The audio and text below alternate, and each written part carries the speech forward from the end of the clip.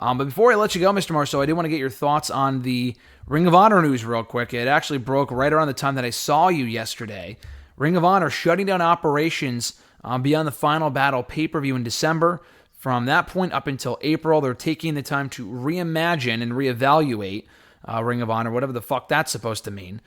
And going into April of 2022, all the roster members who are currently under contract, from the Jay Lethals to Roosh, Bandito, Matt Taven, Mike Bennett, EC3, among other people, will all be released from their contracts and be allowed to, I guess, work wherever they want. They might even start now. I feel like they're still under contract now until the end of the year or until April or the spring of next year.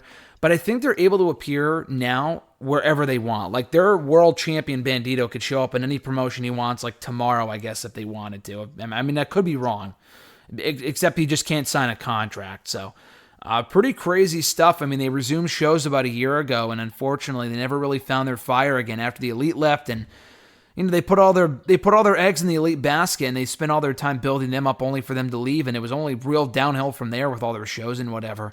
It's a real shame, but I know you're not an avid viewer of Ring of Honor, but I wanted to get your 2 cents in the situation. Yeah, I mean, it's definitely not good, but I just feel like the rise of All Elite literally was like death to most of those smaller indie promotions because, I mean, that's where all those guys went, so it is what it is. Yeah, a lot of those guys. I mean, the first crop of AEW people literally all came from Ring of Honor. Hangman, Cody, Bucks, SCU, among others, were all Ring of Honor guys, and they all left at the exact same time. And it was a big blow.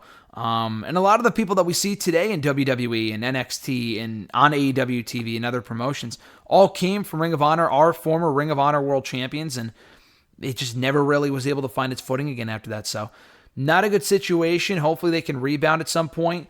Unfortunately, it's not looking good, especially if the talent is able to appear anywhere else and they're all being released.